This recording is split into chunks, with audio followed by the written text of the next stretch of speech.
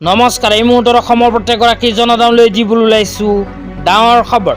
তো যিসকল মানুহে ভিডিঅ'টোত ক্লিক কৰিছে অনুগ্ৰহ কৰি ভিডিঅ'টো স্কিপ নকৰি প্ৰথমৰ পৰা শেষলৈ চাই থাকিব, কিয়নো এইটো ভিডিঅ'ৰ মাজত অৰুণোদয় আঁচনিৰ পৰা আৰম্ভ কৰি কৰ্মচাৰীসকললৈ কেইখনমান গুৰুত্বপূৰ্ণ খবৰ প্ৰদান কৰিম। তো যিসকল মানুহে ভিডিঅ'টোত ক্লিক কৰিছে অনুগ্ৰহ কৰি ভিডিঅ'টো স্কিপ নকৰি প্ৰথমৰ পৰা শেষলৈ চাই থাকিব।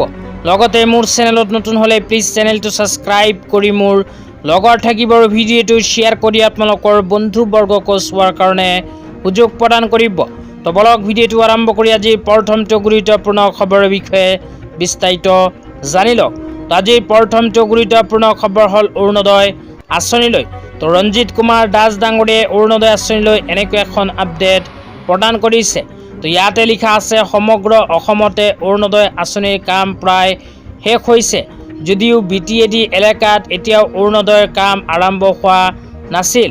তো ইয়াতে কোৱা অনুযায়ী অসম চৰকাৰে উল্লেখ কৰা অনুযায়ী অসমত ইতিমধ্যে অৰুণোদয় আঁচনিৰ যিসকল মানুহে সেইসকল মানুহৰ কাম ইতিমধ্যে প্ৰায় শেষ হৈছে।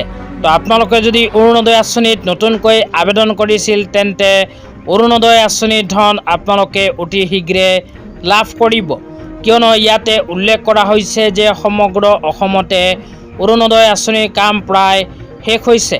তো আপোনালোকে যদি অৰুণোদয় আঁচনিত নতুনকৈ আবেদন কৰিছিল তেন্তে আপোনাৰ বেংক একাউণ্টত অতি শীঘ্ৰেই সোমাই যাব অৰুণোদয় আঁচনিৰ টকা। তেতিয়া আপোনালোকক দিবলৈ ওলাইছোঁ আজি দ্বিতীয়টো খুবেই গুৰুত্বপূৰ্ণ খবৰ। অনুগ্ৰহ কৰি ভিডিঅ'টো স্কিপ নকৰি চাই থাকিব।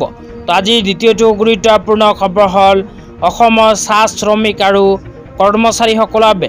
তো অসম চৰকাৰে প্ৰতি মাহৰ 30 তাৰিখটো অসমৰ চাহ শ্ৰমিক আৰু কৰ্মচাৰীৰ বাবে পেঞ্চনৰ দিন হিচাপে ঘোষণা কৰিছে। তো ইয়াৰ লগত সংগতি ৰাখি অহাকালি অসম চৰকাৰে এইকেইখন আঁচনিৰ টকা চাহ শ্ৰমিক কৰ্মচাৰীসকলৰ বেংক একাউণ্টত সোমাই দিব। তো কোন কেইখন আঁচনিৰ টকা সোমাই দিব যদি জানিব বিচাৰে তেন্তে অনুগ্ৰহ কৰি ভিডিঅ'টো স্কিপ নকৰি চাই থাকিব।